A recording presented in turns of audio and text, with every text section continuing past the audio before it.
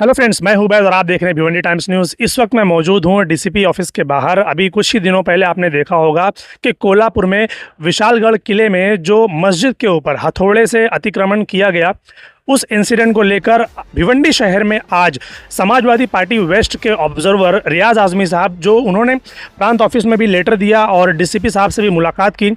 मुलाकात का जो विषय था वो ये था कि इस तरीके के इंसिडेंट अक्सर इंडिया में कहीं ना कहीं किसी न किसी शहर में, किसी न किसी ज़िले में, स्टेट में देखे जाते हैं कि कहीं मस्जिद तोड़ी जा रही, कहीं मंदिर तोड़े जा रहे। इस तरीके की चीज़ें, इस तरीके के इंसिडेंट होते रहते हैं। ख़ास तौर पर सबसे ज़्यादा मुसलमानों के खिलाफ़ ये सुनने में आता है कि फ़ला फ़ला जगह पर ये मस्जिद तोड़ी गई, फ़ला फ़ला जगह पर ये हुआ। तो ये सारी चीज़ें आखिर क्यों हो रही है? क्योंकि सरकार क्या कर रही है? सरकार को भी चाहिए कि ऐसे लोगों पर सख्त से सख्त कार्रवाई करे, ताकि जो दूसरे लोग इस तरीके की चीज़ें करने की कोशिश करते हैं वो कहीं ना कहीं वो करने से बाज आ जाए। मगर मजाल है कि सरकार ऐसा कोई कदम उठा ले। मजाल है कि जो इनसे जुड़े हुए लोग हैं, जो सिस्टम से जुड़े हुए लोग हैं, वो इन पर जल्द से जल्द कार्रवाई करके इनको अंदर करे, ताकि इस तरीके की चीज़ें ना हो। ये जो हादसा हुआ, इस हादसे को करने में जो लोग भी मुलव्विस हैं, जो लोग भी उसमें शामिल हैं, उन पर जल्द से जल्द कार्रवाई होनी चाहिए। तो चलिए देखते हैं रियाज आज़मी साहब ने लेटर देने के बाद मीडिया से संबोधित करते हुए क्या कहा। रियाज भाई, क्या कहना चाहेंगे जिस तरीके से आज आपने प्रांत ऑफिस में लेटर दिया और इसी के साथ से मुलाकात की, तो इसके बारे में कुछ बताइए। आज हम लोग यहाँ प्रांत कार्यालय में और डीसीपी ऑफिस में आए थे। मुद्दा ये था कि जो विशालगढ़ कोल्हापुर में मस्जिद के ऊपर हमला हुआ और जो तकलीफ़ें हुई, जो हम लोग सेंटिमेंट्स को तकलीफ़ हुई, उसके बारे में हमने लेटर दिया कि वहाँ सख्त से सख्त कार्रवाई की जाए और लोगों को पकड़ा जाए, गिरफ्तार किया जाए और उनके ऊपर कार्रवाई की जाए। सर, ये देखा जाता है कि प्रांत ऑफिस में, डीसीपी ऑफिस में कई सारे लेटर दिए जाते हैं नेताओं से बच्चे, और कहा जाता है कि इन पर कार्रवाई की जाए, मगर आज तक कभी किसी भी लेटर का जवाब सुनते हुए नहीं देखा था। ये आपको बता दूं, आज हमारे डीसीपी साहब ने हमको बताया कि 25 लोगों की लगभग गिरफ्तारी हो गई वहाँ पे कोल्हापुर में, और कार्रवाई हुई। और ऐसा नहीं कि कार्रवाई नहीं, महाराष्ट्र है ये, और अल्हम्दुलिल्लाह ये हिंदुस्तान एक डेमोक्रेटिक कंट्री है, सेकुलर कंट्री है, और यहाँ बातें सुनी जाती। लेकिन कहीं ना कहीं ये देखा जाता है कि हर बार कुछ महीने में या कुछ सालों में आपको ये इंसिडेंट कई बार देखने को मिलेंगे और ये चीज़ें होती रहती है, इस पर कोई रोकथाम नहीं है। तो इसके बारे में क्या कहना है? देखिए, बहुत सारी मॉब लिंचिंग हुई, अभी जैसे इलेक्शन के बाद लोकसभा मॉब लिंचिंग हुई, मस्जिद का मसला हुआ। तो मैं इंडिया अलायंस के जो लोग हैं उनसे कहना चाहता हूँ कि अब आवाज़ आपको उठानी पड़ेगी। हम लोग अल्पसंख्यक नहीं है, हम लोग मुसलमान हैं। नाम लीजिए, आप नाम लेने से डर रहे हैं हमारा।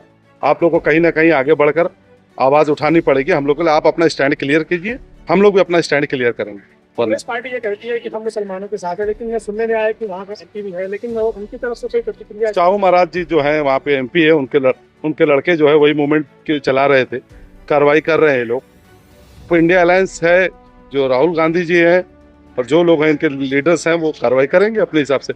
मगर इनका बोलना है कि इनसे हम आवेदन करना चाहते हैं इंडिया अलायंस को कि आपको आवाज़ उठानी पड़ेगी इस मामले में।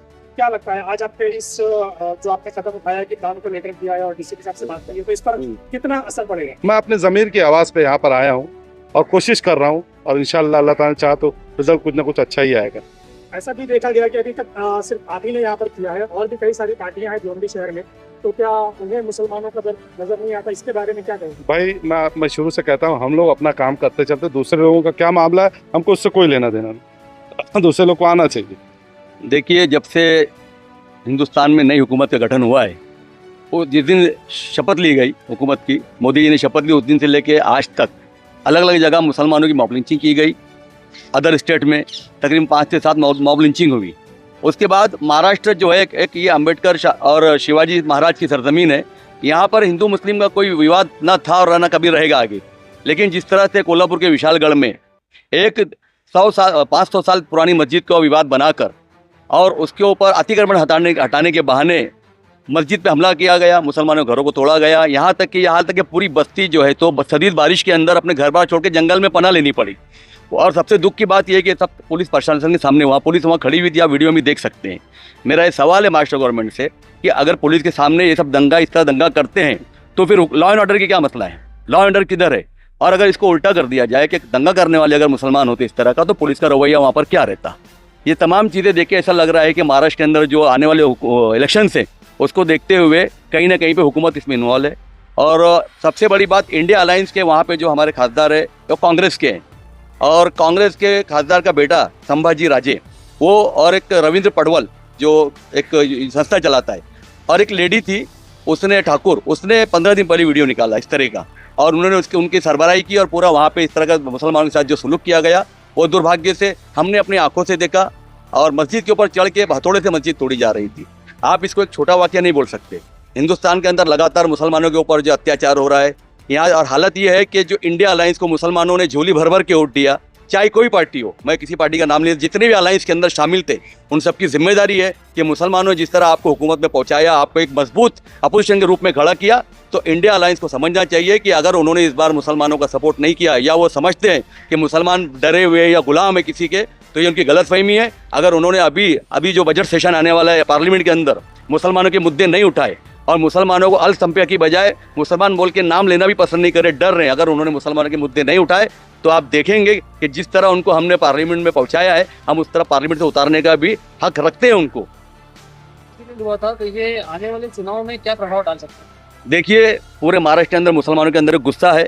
पुलिस ने वहाँ भरपूर कार्रवाई की है, 500 लोग पे मुकदमा दर्ज किया है, और वो शाहूजी महाराज जो कांग्रेस के एमपी, उनका बेटा जो संभाजी राजे उस पर, और रविंद्र पडवल पर केस भी दर्ज किया है। 25 लोग अरेस्ट हुए हैं। लेकिन हमारी मांग ये है कि उन पर मकौके के तहत कार्रवाई की जाए।